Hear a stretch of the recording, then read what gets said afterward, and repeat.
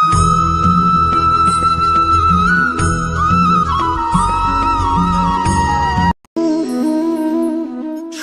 হলো আমাদের জীবনের একটি আধার।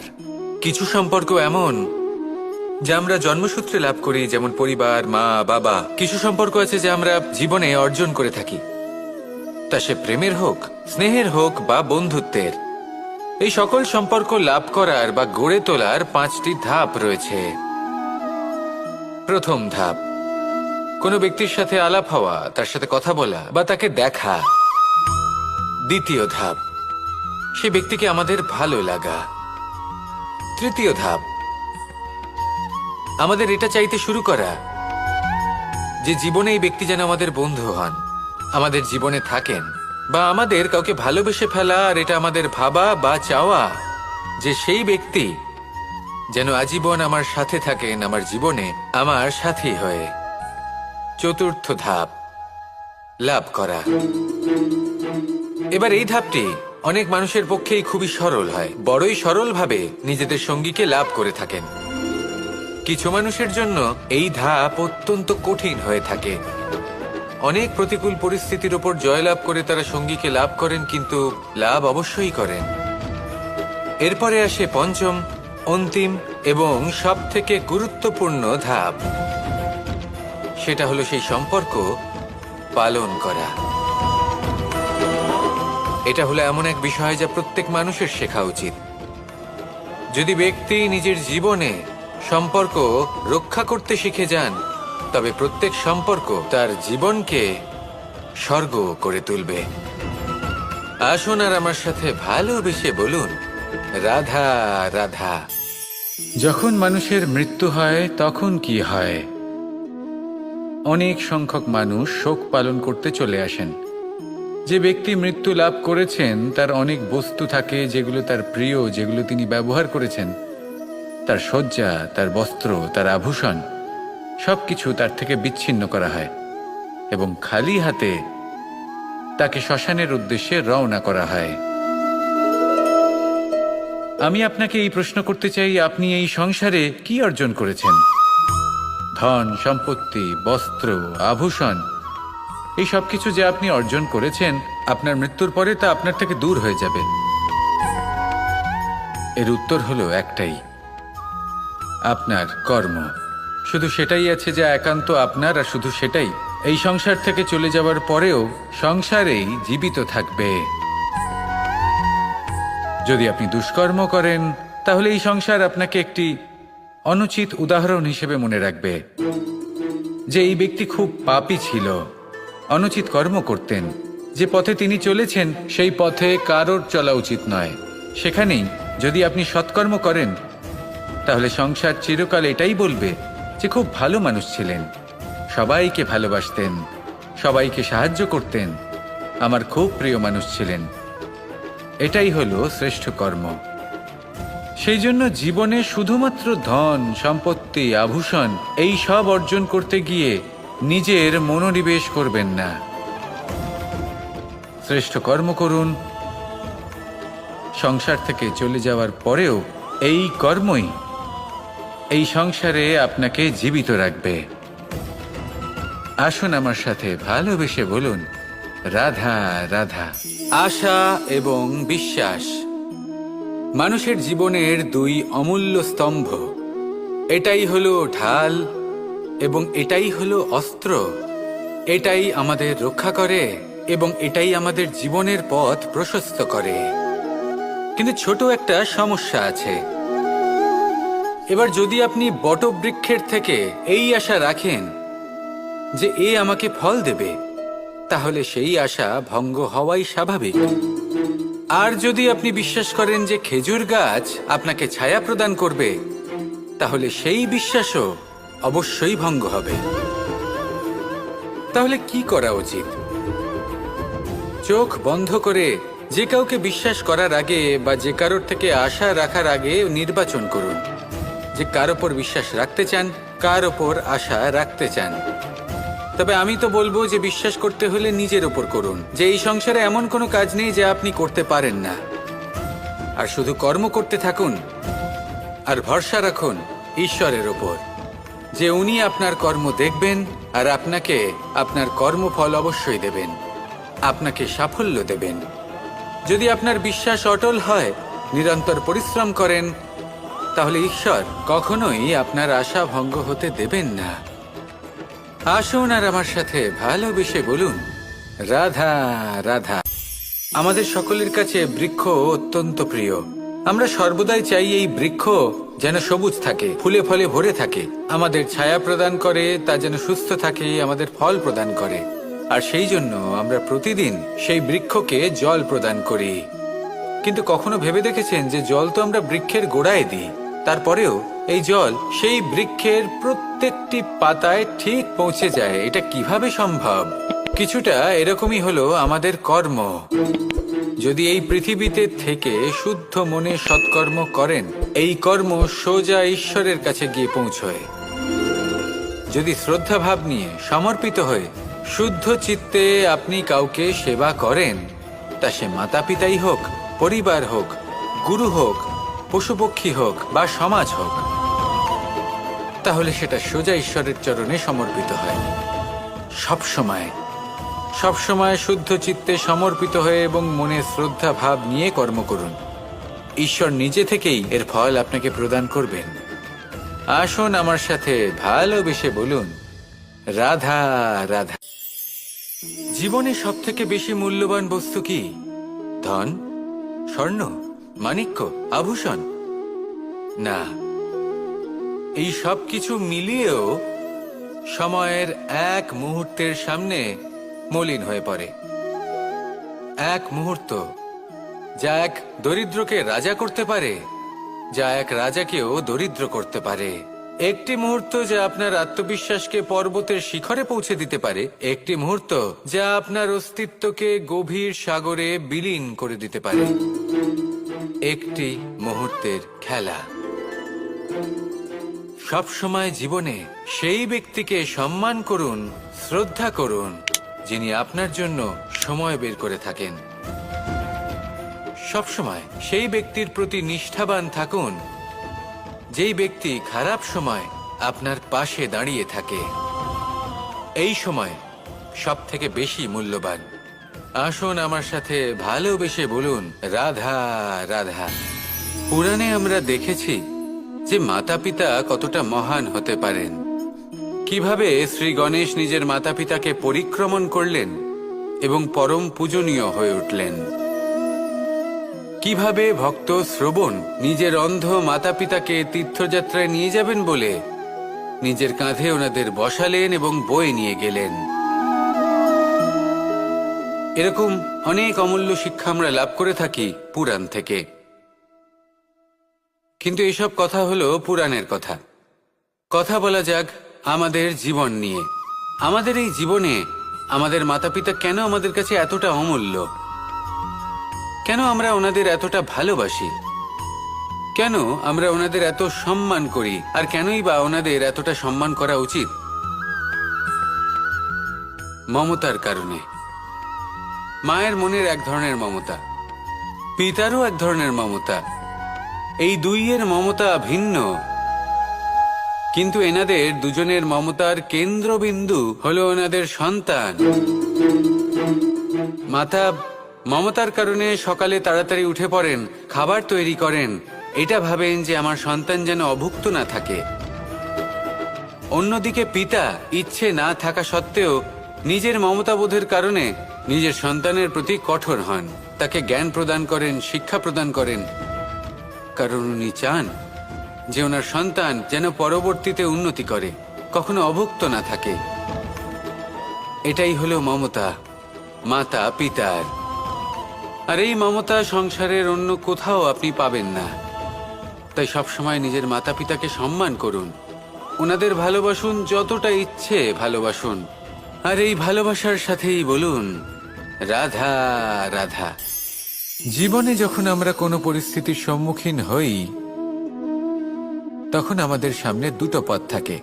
তাদের মধ্যে কোনো একটা নির্বাচন আমাদের করে নিতে হবে, এই মনে করে নিতে হবে। নির্বাচন এই সংসারের সবথেকে গুরুত্বপূর্ণ বিষয়। একটা নির্বাচন, আপনার বর্তমান বদলে দিতে পারে, আপনার ভবিষ্যৎ বদলাতে পারে, আগামী প্রজন্মের জন্য ইতিহাস রচনা করতে পারে। একটা নির্বাচন। এবার দেখুন, যে পরিস্থিতি আপনার সামনে আছে, আপনাকে সেই পরিস্থিতির সম্মুখীন হতেই হবে, সেই কষ্ট সহ্য করতেই হবে, সেই মতোই কাজ করতে হবে। শুধু এই বিষয়টা নির্বাচন করতে হবে যে এই পরিস্থিতির সম্মুখীন হওয়ার সময় আমি কি দুর্বল হয়ে থাকব নাকি আমি শক্তিশালী হয়ে থাকব। এই নির্বাচন এই মনের মধ্যে করতে হবে। আর এই নির্বাচন হলো সবথেকে বেশি গুরুত্বপূর্ণ নির্বাচন। যদি নিজের মনকে শক্তিশালী করে তুলে সেই পরিস্থিতির সম্মুখীন হন, তাহলে কিছুই আপনাকে বাধা দিতে পারবে না। পূর্ণ নিষ্ঠার সাথে, সাহসের সাথে এই মনকে শক্তিশালী করে তুলুন। তাহলে কোনো সংকট আপনাকে না বাধা দিতে পারবে না ভাঙতে পারবে।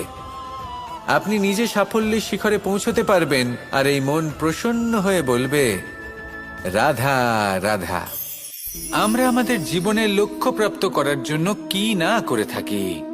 আমরা ভাবনা চিন্তা করে থাকি, কত জ্ঞান অর্জন করে থাকি, তারপরে আমরা পরিকল্পনা করি আর প্রচেষ্টা করি। এবার প্রথম চেষ্টাতেই সাফল্য লাভ করব সেটা নাও হতে পারে, বরং ইতিহাস সাক্ষী যে প্রথমবার প্রচেষ্টা করে সাফল্য লাভ করার সম্ভাবনা অত্যন্ত কম। আর যে কোনো সফল ব্যক্তিকে দেখুন, আপনি বুঝবেন সেই ব্যক্তি বারবার প্রচেষ্টা করে, চেষ্টা করা থামায় না, তবেই সেই ব্যক্তি একদিন সাফল্য লাভ করেন।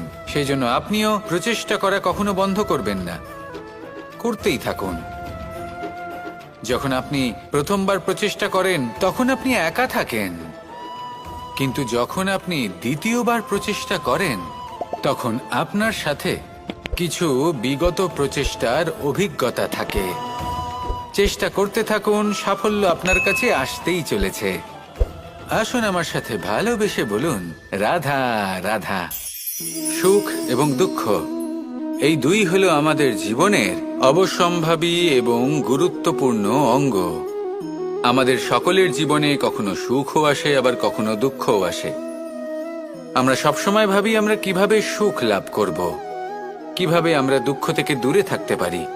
আর এই জীবনে যা কিছুই ঘটুক না কেন, সে সবকিছু আমরা সুখ এবং দুঃখের মাপদণ্ডে মেপে থাকি। এবার এখানে একটা ছোট্ট বিষয় আছে, এটা ভেবে দেখতে হবে যে কে আসলে সুখী ব্যক্তি। সুখী ব্যক্তি হলেন তিনি যিনি নিজের জীবনে নিজের কর্মের বিশ্লেষণ করে থাকেন, সেই বুঝে পদক্ষেপ নেন। উনি কি করতে চলেছেন সেটা উনি জানেন, আর যদি ওনার কোনো দোষ থাকে বা ভুল থাকে তাহলে সেগুলো শুধরে নিয়ে এগিয়ে চলেন। সেই জন্য উনি সুখী হন। অন্যদিকে যে ব্যক্তি দুঃখী, তিনি কি করেন? তিনি নিজের উপর নয়, অন্যের উপর নিজের নজর রাখেন যে তিনি কি করছেন, কিভাবে কর্ম করছেন। ওনারা অন্যের নিন্দা করেন, অন্যের সাফল্য দেখে ঈর্ষা করেন, ক্রুদ্ধ হয়ে যান, ওনাদের বাধা দিতে চেষ্টা করেন। সেই জন্যই তো ওনারা দুঃখী হন। এই সংসারে এমন অনেক ব্যক্তি আছেন যারা এই কারণে দুঃখী নন যে তাদের জীবনে দুঃখ আছে। তারা এই কারণে দুঃখ পান কারণ অন্যের জীবন অনেক বেশি সুখের। দেখুন, শেষ পর্যন্ত আপনাকে নিজের কর্মের প্রতি মনোসংযোগ করতেই হবে, অন্যের প্রতি নয়। কারণ আপনার জীবনে আপনার কর্ম হলো এমন একটা জিনিস যা আপনার নিয়ন্ত্রণে আছে। নিরন্তর চেষ্টা করতে থাকুন, নিজের কর্মকে বুঝতে শিখুন, শুধরে নিন, নিজেকে শ্রেষ্ঠ করে তুলুন। তখন সাফল্য নিজে থেকে আপনার কাছে আসবে, আর এই মন প্রসন্ন হয়ে বলবে, রাধা রাধা। এই সংসারে এমন কোন আবেগ আছে যা সবসময় কটু বলে মনে হয়, কিন্তু সবার শেষে এটি সব থেকে বেশি মধুর উপলব্ধি প্রদান করে, সব থেকে বেশি মধুর অনুভূতি প্রদান করে। উত্তর পেলেন? পেলেন না? আপনাকে একটা উদাহরণ দিই। যখন মাতা সীতাকে অপহরণ করা হয়েছিল তখন শ্রীরাম অপেক্ষা করেছিলেন 4 মাস পর্যন্ত। উনি খুঁজতে চেয়েছিলেন, কিন্তু উনি ওনার খোঁজ বন্ধ রেখেছিলেন। কল্পনা করে দেখুন ওনার কতটা যন্ত্রণা হয়েছিল। উনি শুধু অপেক্ষা করছিলেন, কারণ তখন বর্ষা ছিল। অনেক দিন পর্যন্ত সূর্যের আলো দেখা যায়নি। উনি জানতেন এরকম সময় বানর সেনার পক্ষে বনের মধ্যে পথ খোঁজা খুবই কঠিন কাজ হবে। সাগর পার করা অত্যন্ত কঠিন হয়ে দাঁড়াবে। তারা হয়তো বনের মধ্যে পথ হারিয়ে ফেলবে। উনি অপেক্ষা করলেন, আর এই অপেক্ষার ফল হিসেবে উনি কি লাভ করলেন? সাগরে সেতু নির্মাণ করলেন এবং মাতা সীতাকে সসম্মানে আবার ফিরিয়ে আনলেন। যদি শ্রীরাম অপেক্ষা না করতেন তাহলে হয়তো এই সব কিছু কখনোই সম্ভব হতো না। এটাই হলো শক্তি ধৈর্যের। এটাই হলো আমাদের কাছে শিক্ষা। এই ধৈর্যই প্রত্যেকবার আমাদের অত্যন্ত কঠিন বলে মনে হয়। ধৈর্য ধরা অত্যন্ত কঠিন, কিন্তু অবশেষে এটাই সব থেকে শ্রেষ্ঠ ফল দান করে, সব থেকে মধুর উপলব্ধি, সব থেকে মধুর অনুভূতি প্রদান করে। তাই ধৈর্য ধরে থাকুন, সব কিছু শুভ হবে। আর তখন এই মন প্রফুল্ল হয়ে বলবে, রাধা রাধা। এই সংসারে সব থেকে ভয়ানক এবং গভীর অন্ধকার কোনটা? সেটা যখন মেঘ সূর্যকে ঢেকে দেয় এবং সংসার অন্ধকারাচ্ছন্ন হয়ে ওঠে, নাকি তখন যখন সূর্যাস্তের সময় ঘনিয়ে আসে, সূর্য ঢলে যায় এবং এই সংসারে অন্ধকার ছেয়ে যায়, নাকি সেই অমাবস্যার রাত্রি যখন চতুর্দিকে ঘন অন্ধকার থাকে এবং চন্দ্রমার প্রকাশ কোথাও থাকে না? না, এই সংসারে সব থেকে বেশি ভয়ানক অন্ধকার হলো মানসিকতার অন্ধকার। মানসিকতা খুব গভীর একটা বিষয়। এই মানসিকতাই সত্যের রূপ ধারণ করে এবং আমাদের এই মানসিকতা এবং বিবেকে একটা সূর্য থাকে। যদি আমরা এটা জীবন থেকে বের করে ফেলি তাহলে নিরাশা, হতাশা, অসফলতা এর এমন এক ঘন অন্ধকারে আমরা ফেসে যাব যে তার থেকে বাইরে বের হওয়া প্রায় অসম্ভব ব্যাপার হয়ে দাঁড়াবে। বড়ই কঠিন হয় সেই সময়। সেই জন্য ইতিবাচক মনোভাব থাকা খুব প্রয়োজনীয়। এটা ভাববেন না যে এটা আমার সাথে কেন হলো, এই সমস্যা কেন এলো, ওই ব্যক্তি আমার সাথে এটা কেন করলেন। এটা ভাবুন যে আমি জীবনে যে পরিস্থিতিতে দাঁড়িয়ে আছি তার থেকে আমি ঠিক কিভাবে বাইরে বেরোতে পারবো। যতই ঘন অন্ধকার থাকুক না কেন, খুব ছোট একটা প্রদীপের প্রকাশ আমাদের পথপ্রদর্শক হয়ে দাঁড়াতে পারে। আর আমাদের জীবনে এই ছোট্ট একটা প্রকাশ হলো আশা। এই আশার একটি কিরণ আমাদের অত্যন্ত গাঢ় অন্ধকারেও পথ দেখাতে পারে। তাই এই আশাকে সব সময় মনে প্রজ্বলিত করে রাখুন। গাঢ় থেকে গাঢ় অন্ধকারের সাথে, কঠিন থেকে কঠিনতর সমস্যার সাথে লড়াই করুন, সামনে এগিয়ে চলুন, আর আমার সাথে ভালোবেসে বলুন, রাধা রাধা। একটি নৌকা বিশাল একটি সাগরে ভেসে চলে। কখনো যাত্রীদের বা কখনো বিশাল বস্তুকে নিজের সাথে বহন করে নিয়ে চলে, এক স্থান থেকে অন্য স্থানে পৌঁছে দেয়। এই নৌকা কখনো সাগরে আটকে পড়ে বা কখনো ডুবে যেতেও পারে, কিন্তু এই নৌকা তখন ডুবে যায় না যখন এর আশেপাশে অধিক মাত্রায় জল থাকে। এটা তখন ডুবে যায় যখন ও নিজের আশেপাশের থাকা জলকে নিজের ভেতরে প্রবেশ করতে দেয়। যখন আস্তে আস্তে এই জল প্রবেশ করতে থাকে, নৌকা ভারী হতে থাকে আর আস্তে আস্তে ডুবে যায়। এটা আমাদের কাছে একটা শিক্ষা। হতেই পারে আমাদের এই সংসারে, আমাদের জীবনে আশেপাশে অনেক বেশি মাত্রায় নেতিবাচক শক্তি থাকবে, ঈর্ষা থাকবে, বিদ্বেষ, ঘৃণা বা ভয় থাকবে, কিন্তু মনের এই নৌকা শুধু তখনই ডুববে যখন আপনি এই নেতিবাচক শক্তিকে নিজের ভেতরে প্রবেশ করতে দেবেন। মনে রাখবেন, এই নেতিবাচক শক্তিকে কখনো নিজের মনে প্রবেশ করতে দেবেন না। প্রবেশ করলেও তাহলে যেন সে সেখানে কোনো স্থান না পায়। শুধু এই বিষয়টা খেয়াল রাখলে আপনার মনের এই নৌকা জীবনের এই সাগরে সব সময় ভেসে থাকবে, আর এই মন প্রসন্ন হয়ে বলবে, রাধা রাধা। আপনারা সবাই একটা গাছের পাতাকে দেখুন। যতক্ষণ পর্যন্ত ও গাছের সাথে, মানে গাছের ডালের সাথে জুড়ে থাকে, সে সবুজ থাকে, বাতাসের সাথে সে নড়তে থাকে। যতক্ষণ পর্যন্ত ও সূর্য থেকে পাওয়া রশ্মির শক্তি গাছে পৌঁছে দেয়, ততক্ষণ ও ডালের সাথে যুক্ত থাকে, কিন্তু যখন সেই পাতা শুকিয়ে যায় তখন তার কোনো গুরুত্ব থাকে না। সেই পাতা গাছের ডালে এবং বৃক্ষের কাছে বোঝা হয়ে থেকে যায়। এবং এমন এক সময় আসে যখন সেই ডালটি শুকনো সেই পাতাকে পরিত্যাগ করে। এটাই আমরা এই প্রকৃতিতে দেখি এবং এটাই হলো সত্য। আর এটাই আমাদের জীবনে খুব বড় একটা শিক্ষা। যদি আপনিও নিজের জীবনে নিজের আপনজনদের কাছে বোঝা স্বরূপ হয়ে দাঁড়ান, তাহলে তারা আপনাকে যতই ভালোবাসুক না কেন, ওনারা যদি নাও চান, তাহলেও এমন এক দিন আসবে যখন আপনার আপনজন আপনাকে পরিত্যাগ করবে। সেই জন্য সবসময় আত্মনির্ভর হয়ে ওঠার চেষ্টা করুন, নিরন্তর পরিশ্রম করতে থাকুন, কারোর ওপর বোঝা হয়ে থাকবেন না, বরং তার সাথে মিলে দায়িত্ব পালন করুন। এমনটা করবেন তাহলে আপনার সম্মানও বজায় থাকবে এবং সম্পর্কের মধ্যে আপনার মূল্যও বজায় থাকবে। আসুন আর আমার সাথে ভালোবেসে বলুন, রাধা রাধা। আমাদের মধ্যে এমন অনেক মানুষ আছেন যারা বই পড়তে পছন্দ করেন, অনেক মানুষ আছেন যারা ভিন্ন ভিন্ন রকমের কাহিনী পড়েন। এবার পড়তে পড়তে মাঝে এমন একটা অধ্যায় অবশ্যই আসে যা আমাদের হৃদয় স্পর্শ করে যায়। আমরা হৃদয় যন্ত্রণা অনুভব করি, তাও আমরা সেই কাহিনী শেষ পর্যন্ত পড়ি এবং তখন আমরা বুঝতে পারি যে সেই যন্ত্রণাময় অধ্যায়টি কেন এসেছিল, তার থেকে আমরা কি শিক্ষা পেলাম এবং আমরা অবশেষে লক্ষ্যেও পৌঁছলাম।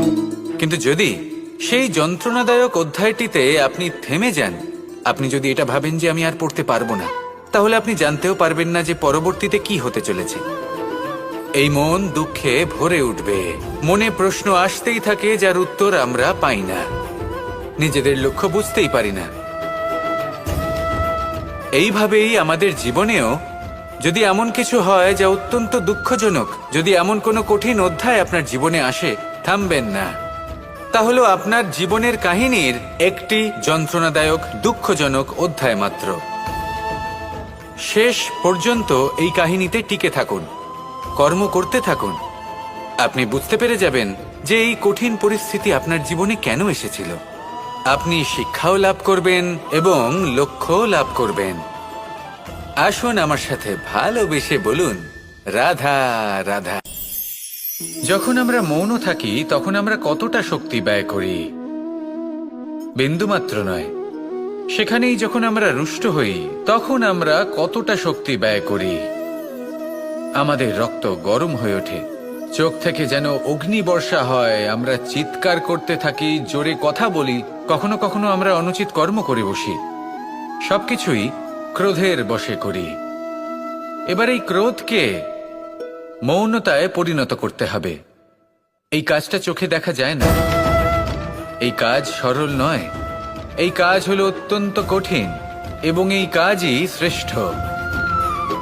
সেই ব্যক্তি শক্তিশালী নন যিনি কথায় কথায় ক্রুদ্ধ হয়ে যান, কথায় কথায় যিনি আক্রমণ করেন। আজ্ঞে না, সব থেকে বেশি শক্তিশালী ব্যক্তি হলেন তিনি যিনি নিজের ক্রোধকে মৌনতায় পরিবর্তন করতে পারেন, যিনি শান্ত মনে পরিস্থিতিকে বোঝেন, তার আকলন করেন আর তারপর বিবেকের দ্বারা সিদ্ধান্ত নেন। তিনি হলেন সব থেকে শক্তিশালী ব্যক্তি। তাহলে সেই ব্যক্তি হয়ে উঠুন আর আমার সাথে ভালোবেসে বলুন, রাধা রাধা। এই শুকনো পাতাটিকে দেখুন, নিষ্প্রাণ হয়ে পড়েছে। কোনো একটা সময় এই পাতাটি একটা গাছের ডালে ছিল। সেই গাছ ওর লালন পালন করত। যখন যখন বাতাস বইত, এই পাতায় কম্পন দেখা দিত, মনকে প্রফুল্ল করে তুলত। কোনো একদিন এই পাতা গাছের ডাল থেকে ঝরে পড়ে গেল। নিঃসন্দেহে ও নিজের স্বাধীনতা পেল, কিন্তু আস্তে আস্তে শুকিয়ে গেল, নিষ্প্রাণ হয়ে গেল।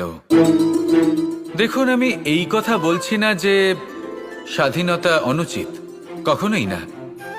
কিন্তু যে কোনো পরিস্থিতিতে স্বাধীন হতে চাওয়া এটা নিশ্চিতরূপে অনুচিত। আমরা যদি আমাদের জীবনে পরিবারের গুরুত্ব ভেবে দেখি, তাহলে এই পরিবারে যতই মতভেদ থাকুক না কেন, যতই মনোমালিন্য থাকুক না কেন, যতই বিবাদ থাকুক না কেন, এই সব মিটিয়ে নেওয়া অত্যন্ত প্রয়োজনীয়।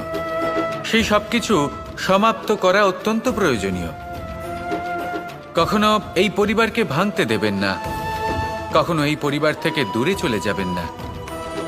এই পরিবার হলো আমাদের জীবনের একটা অমূল্য সম্পদ, অমূল্য এক আশ্রয়, যা এই সংসারে হয়তো কোথাও আপনি পাবেন না। তাই একে আগলে রাখুন। ভেবে নিন আপনি পাতা আর আপনার পরিবার সেই গাছ। আসুন আমার সাথে ভালোবেসে বলুন, রাধা রাধা। জ্যোতিষ একটা বিদ্যা, এ হলো একটা বিজ্ঞান। যে নক্ষত্র দশায় আপনি জন্মগ্রহণ করেছেন, যে স্থানে আপনার জন্ম হয়েছে, এগুলো আপনার জীবনের দিশা স্থির করার ক্ষেত্রে গুরুত্বপূর্ণ ভূমিকা পালন করে। কিন্তু যে রাশিতে আপনি জন্ম নিয়েছেন আর আপনার যা নাম স্থির হয়েছে, সেটা আপনার ভবিষ্যৎ নির্ধারণ করবে তা আবশ্যক নয়। রা দিয়ে রাম এবং রা দিয়ে রাবণ, এই দুজনের রাশি সমান ছিল, কিন্তু একজন নিজের শক্তির দুর্ব্যবহার করলেন। স্বর্ণ লঙ্কার অধিপতি রাবণ, চতুর্দিকে বিজয়ী হওয়া সেই ব্যক্তি নিজের পতনের সম্মুখীন হলেন। শ্রীরাম রাবণকে বধ করলেন। শ্রীরাম, যিনি নিজের কর্ম দ্বারা, নিজের পরিশ্রম দ্বারা ঈশ্বর উপাধি লাভ করেছিলেন, 14 বছরের বনবাস ভোগ করলেন, আর যখন বিপদে পড়লেন তখনও নিজের রাজ্যের সাহায্য নিলেন না। বনের মধ্যে নিজে বানর এবং ভাল্লুকদের নিয়ে একটি সেনাবাহিনী গড়ে তুললেন এবং রাবণকে তার কুকর্মের শাস্তি দিলেন। তাই সর্বদা এটা মনে রাখবেন, আপনার খ্যাতি, আপনার ভবিষ্যৎ আপনার কর্ম নির্ধারণ করে, আপনার রাশি নয়। তাই সবসময় শ্রেষ্ঠ কর্ম করুন আর আমার সাথে ভালোবেসে বলুন, রাধা রাধা। প্রজাপতি দেখেছেন কি সুন্দর হয়, তাই না? এই প্রজাপতি, ওদের দিকে তাকালে নিজের অজান্তেই নিজের মুখে হাসি ফুটে ওঠে। কিন্তু এই প্রজাপতি জন্ম থেকেই এমন দেখতে হয় না। জন্ম থেকে এদের কাছে ডানা থাকে না, এরা উড়তেও পারে না। যখন একটি প্রজাপতি জন্ম নেয় তখন প্রথমে ডিম অবস্থায় থাকে সে। আস্তে আস্তে সেই কবচ সে ভেঙে ফেলে, খুব পরিশ্রম করতে হয় তাকে। তারপর কীটের আকার ধারণ করে সে চলতে থাকে, অনেক কষ্ট সহ্য করতে হয়, অনেক পরিশ্রম করতে হয়। তারপর তার রূপ বদলে যায়, তারপরে তার ডানা গজায়, তারপরে সে উড়তে পারে। এই নিরন্তর পরিশ্রমই সাফল্যের মূল মন্ত্র হয়। কখনো কখনো প্রতিভাও কম পড়ে যায় যদি নিরন্তর পরিশ্রম না করা হয়, যদি সমর্পণের ভাব মনে না থাকে, দৃঢ় নিষ্ঠা না থাকে। আর কখনো কখনো সেই ব্যক্তি যার মধ্যে বিশেষ প্রতিভা থাকে না, সেই ব্যক্তি নিরন্তর পরিশ্রম করে, নিজের মনে সমর্পণের বোধ জাগিয়ে তোলে, দৃঢ় নিষ্ঠার সাথে কর্ম করে আর সাফল্য লাভ করে। সেই জন্য আপনি জীবনে যেখানেই পৌঁছে যান না কেন, নিরন্তর পরিশ্রম করতে থাকুন। তবেই আপনার ভবিষ্যৎ রঙিন প্রজাপতির মতন গগনচুম্বী হবে।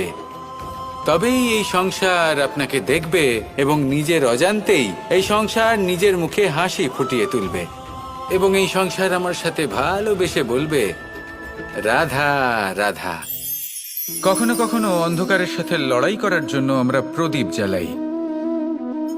এতে প্রথমে সলতে রাখি, তারপর তেল ঢালি, তারপর আগুন জেলে এটা প্রজ্বলিত করি। তারপর একটা সময় আসে যখন এই প্রদীপ নিভে যায়। কারণটা কি? কারণ কি এটা যে প্রদীপের প্রকাশমান হওয়ার ক্ষমতা সমাপ্ত হয়েছে? না, এই যে আগুন আমরা দেখতে পাচ্ছি, এই আগুনের জন্য যে শক্তির প্রয়োজন হয় তা আসে এই তেল থেকে। যদি এই তেল সমাপ্ত হয়ে যায় তাহলে এই প্রকাশ তাও সমাপ্ত হয়ে যায়। আর আমাদের জীবনে এই তেল হলো আমাদের কর্ম, আর এই আগুন আর এর দ্বারা উৎপন্ন হওয়া প্রকাশ আমাদের ভাগ্য। যত আমাদের কর্ম ক্ষীণ হতে থাকবে, আমাদের ভাগ্য সৌভাগ্য কোথাও না কোথাও লুপ্ত হয়ে যাবে। যে উজ্জ্বল ভবিষ্যৎ আমরা চাইছি তা কখনো লাভ করতে পারবো না যদি কর্ম না করি। ঠিক যেমন তেল ছাড়া অগ্নি উৎপন্ন হয় না, তেমনি কর্ম ছাড়া সৌভাগ্য হয় না। আর যেমন কর্ম তেমন ভাগ্য। তাই সবসময় কর্ম করতে থাকুন, কর্ম করা থামাবেন না। আর আমার সাথে ভালোবেসে বলুন, রাধা রাধা। মুক্তোর এই মালা দেখতে কত সুন্দর হয়, তাই না? যিনি ধারণ করেন তাকেও এটা শীতলতা প্রদান করে, আর যে ব্যক্তি দেখে তার চোখও এই দৃশ্য দেখে শান্তি উপলব্ধি করে। কিন্তু ভাবুন, যদি এমন কিছু হয় যে সুতো দ্বারা এই মুক্তোর মালা তৈরি হয়েছে সেটা কেউ ছিঁড়ে দেয়, তাহলে এই মুক্তোর মালা ছিঁড়ে যাবে আর সমস্ত মুক্তো মাটিতে পড়ে যাবে, ছড়িয়ে পড়বে। তখন কি আমরা এটা ভাববো যে এটা তো মাটিতে পড়ে থাকা বস্তু, এটা আমি তুলবো না? ভাববো না, তাই না? আমরা নিচু হয়ে একটা মুক্তো কুড়িয়ে নিই এবং আবার এদের সুতোর মধ্যে প্রবেশ করাই। কেন?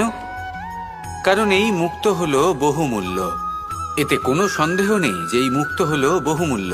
কিন্তু এর থেকেও অনেক বেশি বহুমূল্য হলো আমাদের জীবনে আমাদের সম্পর্ক, আমাদের বন্ধু বান্ধব।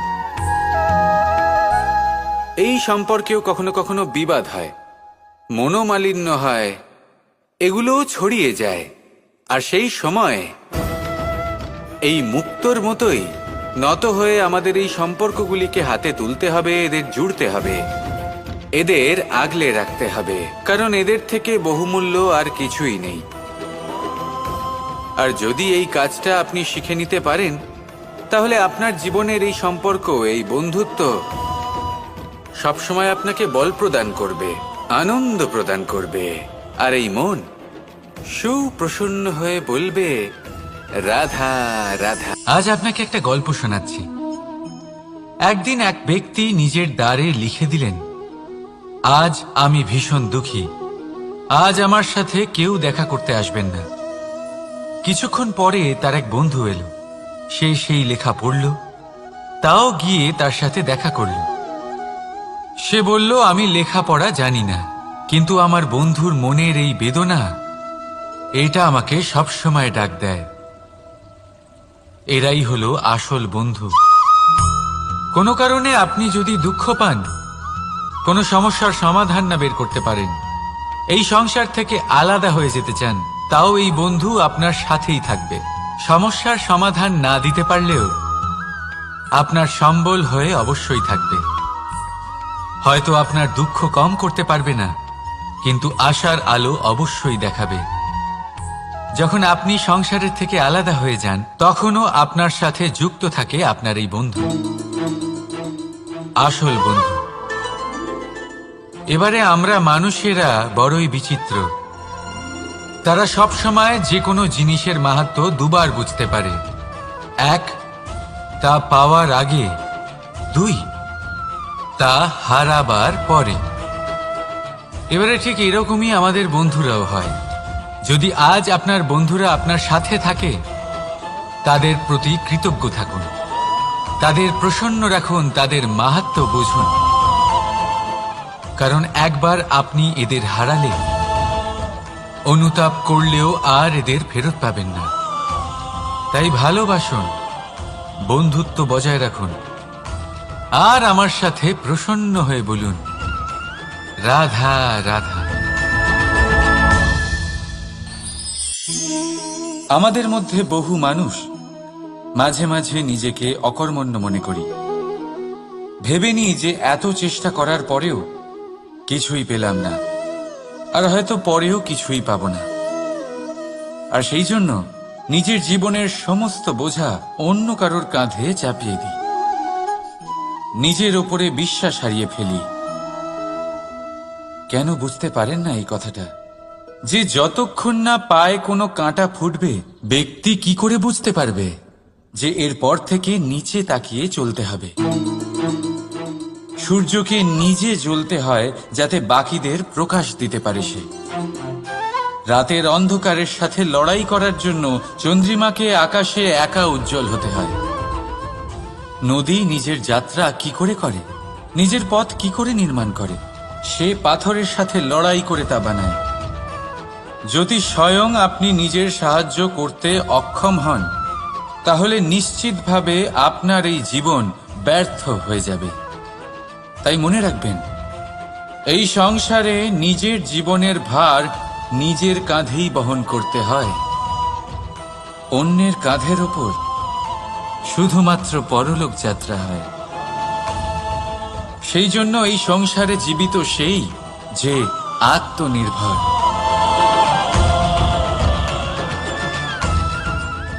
রাধা রাধা। সময়, কথায় বলে সময়ের পূর্বে কিছুই হয় না। প্রতিটা ঘটনার একটা সময় থাকে। সময়ের আগে না সূর্যোদয় হয় আর না সূর্যাস্ত হয়। সময়ের পূর্বে গাছে না ফুল ফোটে না ফল ধরে। কিন্তু একটা কথা ভেবে দেখুন, যদি বর্ষা আসার আগে কৃষক ভূমিকে না প্রস্তুত করে, বীজ রোপণ না করে, তাহলে কি ফসল ফলবে? যদি কোনো যোদ্ধা যুদ্ধের পূর্বে নিজের অস্ত্রের ধার না দেয়, তাহলে সে যুদ্ধ কি করে লড়বে?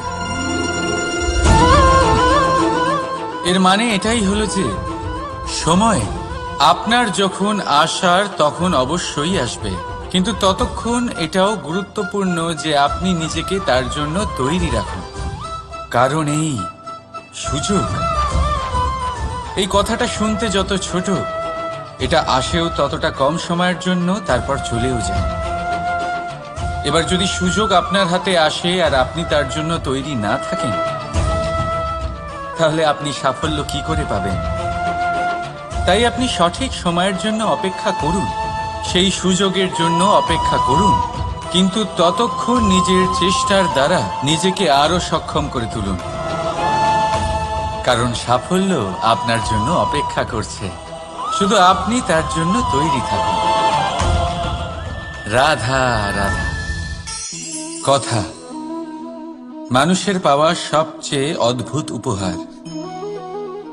এই কথাই মানুষকে এই সংসারের সমস্ত প্রাণীর থেকে ভিন্ন করে তোলে,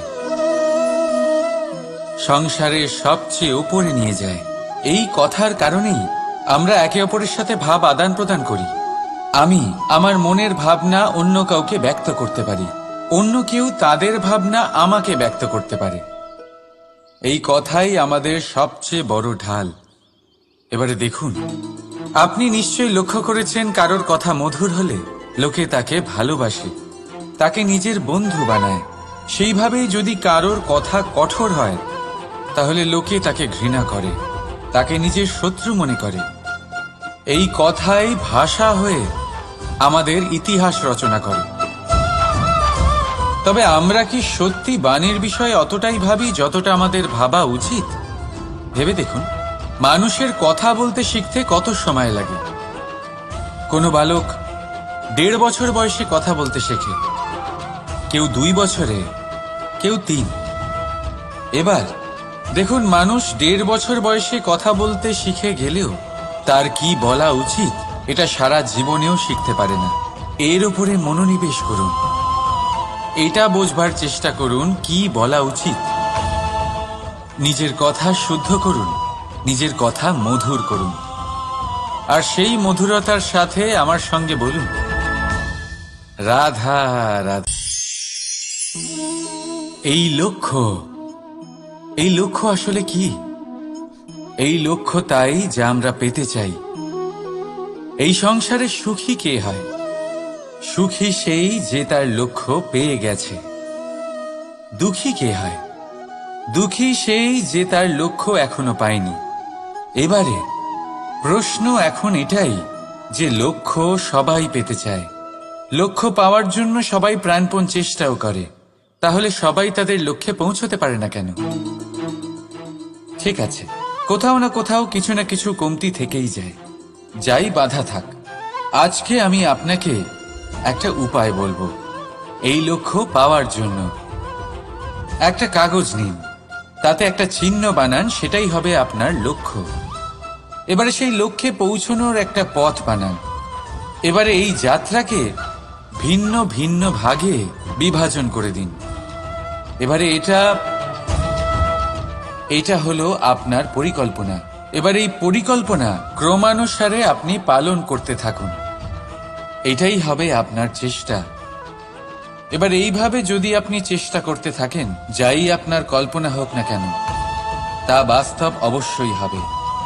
তাহলে এই কল্পনাকে বাস্তবে রূপান্তরিত করুন। এইভাবেই নিজের পরিকল্পনা পালন করতে থাকুন। আপনার যাই কল্পনা থাকুক বা যাই লক্ষ্য থাকুক, তা বাস্তবে পরিণত হয়ে আপনার হাতে অবশ্যই আসবে। রাধা রাধা।